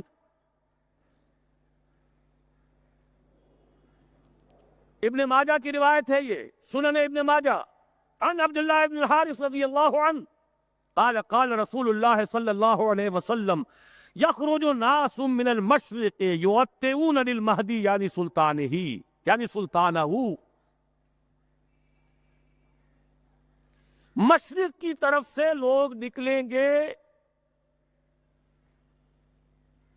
جو منزل پر منزل کرتے ہوئے آئیں گے، وطا پاؤں تلے روندنا، مہدی کے لیے، یعنی اس کی حکومت قائم کرنے کے لیے۔ مہدی کا ظہور، جو بھی ہمارے پاس روایات ہیں وہ یہی ہے کہ ان کا ظہور تو عالم عرب ہی میں ہوگا، مکے ہی میں، وہی ان سے بیعت ہوگی۔ اس وقت تصور ذہن سے نکال دیجئے جو شیعوں اور سنیوں کے درمیان اختلاف ہے، ان کے نزدیک ان کے 12ویں امام ہیں جو چھپے ہوئے ہیں وہ ظاہر ہوں گے، ہمارے نزدیک جیسے اور مجددین پیدا ہوئے ہیں اپنے اپنے وقت میں، ایسے ہی ایک مجدد پیدا ہوں گے جن کا نام مہدی ہے، اور ہو سکتا ہے، بلکہ میں یقین سے کہتا ہوں کہ ہو چکا ہے، کہ وہ پیدا ہو چکے۔ زمانے کی رفتار بتا رہی ہے، حالات کا رخ بتا رہا، لہذا یہ شیعہ سنی فرق کو ذہن سے اس وقت نکال دیں۔ جیسے مجدد الفسانی کھڑے ہوئے، جیسے احمد ابن حنبل کھڑے ہوئے، ایسے ہی ایک اللہ کا بندہ حضرت فاطمہ رضی اللہ تعالی عنہ کی نسل سے، حضرت حسن کی اولاد میں سے ہوگا، اور اس کا وہی سے آغاز ہوگا، لیکن وہاں سے آغاز تو ہوگا، اس کی حکومت جمانے کے لیے فوجیں مشرق سے چل کر آئیں گی۔ معلوم ہوا کہ مشرق کے علاقے میں کہیں یہ کام پہلے ہو چکا ہوگا، اسلامی حکومت اور خلافت قائم ہو چکی ہوگی، وہاں سے فوجیں آئیں گی جو مدد کریں گی حضرت مہدی کی، یوطئون للمہدی یعنی سلطانہ، جمائیں گی اس کی حکومت کو۔ علامہ اقبال نے غالب ایسے ہی حدیثوں سے وہ انسپریشن لی تھی کہ میرے عرب کو آئی ٹھنڈی ہوا جہاں سے، میرا وطن وہی ہے، میرا وطن وہی ہے۔ حضور صلی اللہ علیہ وسلم کو ٹھنڈی ہوا آئی تھی۔ اگلی حدیث پڑھیے، عن ابی ہریرہ، اور یہ جامع ترمذی کی روایت ہے حضرت ابو ہریرہ سے رضی اللہ عنہ، یخرج من خراسان رایات سود لا یردها شیء حتی تنصب بایلیا، خراسان سے سیاہ پٹم نکلیں گے جنہیں کوئی طاقت، جن کا رخ پھیر نہیں سکے گی یہاں تک کہ وہ ایلیا میں جا کر نصب ہو جائیں گے۔ اس حدیث میں 2 لفظ اگر نہ سمجھ لیں ہم تو حدیث سمجھ میں نہیں آتی۔ آپ کو معلوم ہے کہ دنیا میں ملکوں کے نام بدلتے رہے ہیں، 50 سال پہلے پاکستان کے نام سے کوئی ملک تھا ہی نہیں،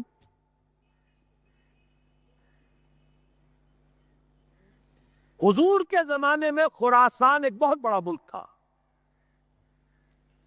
اور آج کے افغانستان کا تقریباً 2/3 سب سے نچلا جو اس کا ریگستانی سا علاقہ ہے سیستان کہلاتا تھا، اس سے اوپر جو ہے خراسان تھا۔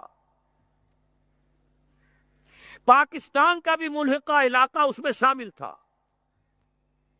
یہ واخان کی پٹی جو آپ نے کبھی پڑھی ہوگی، اور جب کہ ابھی افغانستان میں جنگ ہو رہی تھی، روسی آ گئے تھے، ایک بڑی باریک سی پٹی آتی ہے افغانستان سے، جیسے کسی برتن کا ہینڈل ہو، کسی فرائی پین کا ہینڈل چلا رہا ہے، وہ واخان۔ اس کتابوں میں لکھا ہے کہ یہ خراسان کی مشرقی سرحد تھی۔ اس کے نیچے کا سارا علاقہ، یہ باجوڑ، دیر، یہ سارا پھر اس کے بعد کوہستانی علاقہ، یہ وہ علاقہ ہے جہاں جہاد سید احمد بریلوی رحمت اللہ علیہ کا ہوا۔ خراسان میں اس کے علاوہ تھوڑا سا علاقہ ایران کا شامل ہے، وہ اب بھی خراسان کہلاتا ہے، چھوٹا سا صوبہ ہے۔ اور ایک پھر ماوراء النہر کا یہ علاقہ جو ابھی آزاد ہوا ہے روس کے تسلط سے، یہ بھی اس میں شامل تھا۔ یہ پورا ایک ملک کہلاتا تھا خراسان۔ اس سے ادھر کا جو ایران آج کا ہے وہ اصفہان کہلاتا تھا۔ اس خراسان کے علاقے سے فرمایا حضور نے کہ فوجیں نکلیں گی سیاہ علم لے کر، سیاہ پرچم لے کر۔ ایلیا حضور کے زمانے میں نام تھا یروشلم کا۔ یروشلم کو سن 70 عیسوی میں جب تباہ و برباد کیا ہے ٹائٹس رومی نے، بالکل تباہ و برباد کر دیا، اس کو پھر اجاڑ دیا جیسے کبھی نیبوکڈنیزر نے اجاڑا تھا۔ اس کے بعد ایمپرر ہیڈریان تھا، ایک رومن ایمپرر، اس نے دوبارہ آباد کر کے اس کا نام بھی رکھا ہے ایلیا۔ اب وہ یروشلم نہیں تھا، اور سن 70 عیسوی سے ان کا جو سیکنڈ ٹیمپل تھا وہ گرا پڑا ہوا، آج تک گرا پڑا ہے، ایلیا کہلاتا تھا۔ اس ایلیا کے بارے میں حضور نے خبر دی، اس حدیث سے معلوم ہوا کہ یہ مسلمانوں کے ہاتھوں سے نکل چکا ہوگا، لیکن ان کو لینے والے خراسان سے چل کر آئیں گے، کوئی اور ملک کے لوگ نہیں لے سکیں گے۔ نوٹ کیجئے ذرا حدیث کو۔ یہ ایلیا تاریخی اعتبار سے مسلمانوں کے ہاتھ سے 2 دفعہ نکلا ہے۔ پہلے عربوں کے ہاتھ سے نکلا، لیکن عرب واپس نہیں لے سکے۔ کس نے واپس لیا؟ صلاح الدین ایوبی کرد، خراسانی نہیں تھے۔ گویا کہ وہ اس حدیث کا اطلاق اس پر نہیں ہوگا۔ اب دوبارہ ہاتھ سے نکلا ہے، صاف نظر آتا ہے کہ عربوں میں تو دم ہے ہی نہیں۔ تھوڑے سے دم خم کا امکان تھا عراق کا، اس کا جو بھرکس نکالا ہے، اگلا پچھلا کھایا پیا جیسا، اور جس کا 3 ٹکڑوں میں تقسیم کیا ہے، اس کی اپنی حماقت بھی اس میں شامل ہے، عالمی سازش شامل ہے، سب کچھ ہے۔ یہ میرا اس وقت کا موضوع نہیں ہے۔ عالم عرب میں کوئی ملک ایسا نہیں ہے کہ جو چیلنج کر سکے۔ خراسان کے علاقے سے فوجیں جائیں گی جو ایلیا کو دوبارہ حاصل کریں گی۔ یخرجو من خراسان رایات سود فلا یردھا شیء، کوئی شے ان کا رخ نہیں پھیر سکے گی حتی تنصب ایلیا، یہاں تک کہ وہ رایات سود جو ہے وہ سیاہ جھنڈے ایلیا میں جا کر نصب ہو جائیں۔ یہ 2 حدیثیں قطع الدلالت ہیں اس پر کہ یہ علاقہ ہندوستان اور افغانستان، پاکستان اور افغانستان کا علاقہ مشیت ایزدی کو خاص منسلک ہے اس علاقے کے ساتھ۔ یہی وجہ ہے کہ پاکستان بنا تو لا الہ الا اللہ کے نعرے پر، قرارداد مقاصد پاس ہوئی تو پاکستان میں۔ اور یہ جو جہاد ہوا، میں تفصیل میں نہیں جانا چاہتا، اس میں جو غلطیاں ہم سے ہوئی ہیں، افغانستان میں جو بھی جانیں دی ہیں، بے شمار خون دیا ہے مسلمانوں نے پورے خلوص کے ساتھ، وہ بھی رنگ لائے گا۔ کچھ آثار بھی اب نظر آ رہے ہیں، صورتحال جو ہے بدلتی نظر آ رہی ہے۔ یہ صورتحال خود ادھر اشارے کر رہی ہے کہ یہاں سے کچھ ہونا ہے، اور میں جو تجزیہ کرتا ہوں وہ یہ ہے، فکری، علمی، روحانی اعتبار سے 400 سال کے تجدیدی کارنامے کا خلاصہ بر عظیم پاک و ہند کا پاکستان میں آ کر جمع ہوا، اور بازوئے شمشیر زنگ وہ اللہ نے افغانستان کی صورت میں عطا کیا۔ جو قوم 15 لاکھ سے زیادہ آدمی دے چکی ہو، اس قوم کو دنیا کی کوئی طاقت شکست نہیں دے سکتی۔ آپس کا اختلاف تھا جو روکے بیٹھا تھا، ایک فرد سے بیعت کر کے توڑ دی تھی، اس کی صدا پائی ہے۔ عبد الرسول سیاف سے بیعت کی اور بیعت کر کے توڑی، اس کی صدا مل رہی۔ صحابہ کو بھی اللہ تعالیٰ نے صدا دی تھی، 35 تیر اندازوں نے حکم کی خلاف ورزی کی تھی، 70 شہید کر دیے۔ اللہ چاہتا تو کنڈول کر دیتا، معاف کر دیتا، لیکن نہیں، سبق سکھانا تھا۔ وَلَقَدْ صَدَقَكُمُ اللَّهُ وَعْدَهُ إِذْ تَحُسُّونَهُمْ بِإِذْنِهِ حَتَّى إِذَا فَشِلْتُمْ وَتَنَازَعْتُمْ فِي الْأَمْرِ وَعَصَيْتُمْ مِنْ بَعْدِ مَا أَرَاكُمْ مَا تُحِبُّونَ۔ صدا دی ہے تاکہ آئندہ کے لیے سبق ہو۔ یہ سب کچھ ہوا ہے، لیکن انشاءاللہ اسی علاقے سے اسلام کا بول بالا ہوگا، یہیں سے شروع ہوگا معاملہ۔ اور اس کے بعد آخری حدیث پڑھ لیجئے۔ جزیرہ نمائے عرب میں ہوا تھا تو کیا ہوا تھا، پھر مشرق بھی اور مغرب بھی۔ یہ حدیث، اس کے بھی سمجھنے میں بہت سی مسلمانوں کو دقت ہوتی رہی ہے۔ یہ تو جیسے قرآن مجید کی بہت سی آیات، آج جبکہ سائنٹیفک ہماری معلومات کا دائرہ وسیع ہو رہا ہے، جتنا واضح ہو کر آج سامنے آ رہا ہے، پہلے نہیں آ سکتا تھا۔ کل فی فلک یسبحون، یہ جتنا آج سمجھ میں آتا ہے پہلے نہیں سمجھ میں آ سکتا تھا۔ اسی طرح اس حدیث کو کیسے سمجھتے؟ ان ثوبان مولا رسول اللہ صلی اللہ علیہ وسلم، وہی ثوبان ہے رضی اللہ تعالی عنہ۔ قال قال رسول اللہ صلی اللہ علیہ وسلم عصابتان من امتی احرزهم اللہ من النار، عصابت تغزو الہند وعصابت تکون مع عیسی ابن مریم علیہم السلام۔ میری امت کے 2 لشکر ایسے ہوں گے جن کو اللہ نے آگ پر حرام کر دیا، جہنم ان سے دور بھاگے گی، جہنم ان کے قریب نہیں آ سکے گی۔ ایک وہ لشکر ہوگا جو ہند پر حملہ کرے گا، اور ایک وہ ہوگا جو عیسیٰ ابن مریم کے ساتھ جا کر دجال سے جنگ کرے گا۔ یہ دونوں لشکر ایک حدیث میں کیسے جمع ہو گئے؟ یہ محمد ابن قاسم کی بات نہیں ہو سکتی، یہ محمود غزنی کی بات نہیں ہو سکتی، ان 2 کا جمع ہونا ایک حدیث میں۔ معلوم ہوا اس علاقے میں وہ حکومت قائم ہوگی، پھر دائیں بائیں، پھر مشرق اور مغرب، ادھر حضرت مہدی ہوں گے، ادھر یہودیوں سے بھی جنگ ہوگی، دجال اکبر کا ظہور ہوگا، ان کے لیے بھی فوجیں ادھر سے جائیں گی، زمینی مدد آئے گی خراسان اور پاکستان کے علاقے سے، اور آسمانی مدد آئے گی عیسیٰ ابن مریم کی شکل میں رضی اللہ تعالی علیہ السلام۔ اور پھر ظاہر بات ہے اگر وہاں جا کر لڑیں گے تو ہند، اس کے بعد یہ پھیلے گا معاملہ، مشرق و مغرب کی طرف پھیلتا چلا جائے گا۔ لیکن یہ ساری باتیں جو میں نے آپ کو بتائیں، جو بڑی میٹھی ہیں، بڑی لذیذ ہیں، دل خوش کن ہیں، دل کو بھانے والی ہیں، لیکن ان کے ساتھ کڑواہٹ بھی ہے۔ ان ساری پیشن گوئیوں کے بعد بھی وَمَنْ كَفَرَ بَعْدَ ذَلِكَ فَأُولَٰئِكَ هُمُ الْفَاسِقُونَ، پھر بھی جو کفران نعمت کریں، ہمارے اتنے پختہ وعدے، ہمارے نبی کی اتنی واضح پیشن گوئیاں، اور پھر محروم رہ جاؤ، پھر زمین جنبت نہ جنبت کوئی محمد، پھر حرکت میں آنے کے لیے تیار نہ ہو، گویا کہ ہمارے ان وعدوں کی ناشکری ہو رہی ہے، ہمارے نبی کی ان پیشن گوئیوں کو ٹھکرایا جا رہا ہے۔ فَأُولَٰئِكَ هُمُ الْفَاسِقُونَ، وہ تو پھر بہت ہی ناہنجار ہیں۔ اس ناہنجاری کی سزا ہمیں مل رہی ہے۔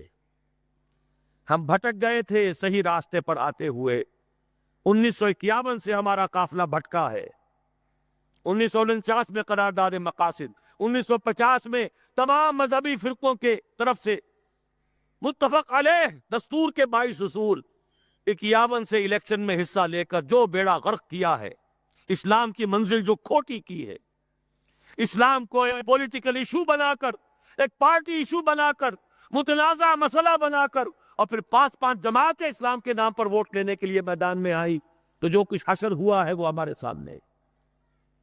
لیکن یہ میرا موضوع اس وقت کا نہیں ہے، اس وقت میں صرف یہی چاہتا ہوں کہ مستقبل کی ان پیشن گوئیوں کو سامنے رکھ کر اپنے ڈوبتے ہوئے جو دل ہیں انہیں ذرا سہارا دیجئے، ٹوٹتی ہوئی ہمتیں جو ہیں ان کے اندر اثر نو، ایک عزم، ایک استقلال، ایک ہمت جو ہے پیدا کیجئے، اپنی قبر کو کسیے، محنت کیجئے۔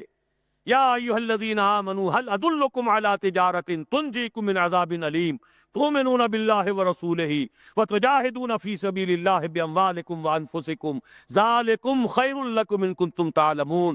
اس کے لیے کمر کسنی ہے، اس کے بارے میں تفصیلی گفتگو انشاءاللہ کل شام کو میں کروں گا۔ اقول قولی ھذا واستغفر اللہ لی ولکم ولسائر المسلمین والمسلمات۔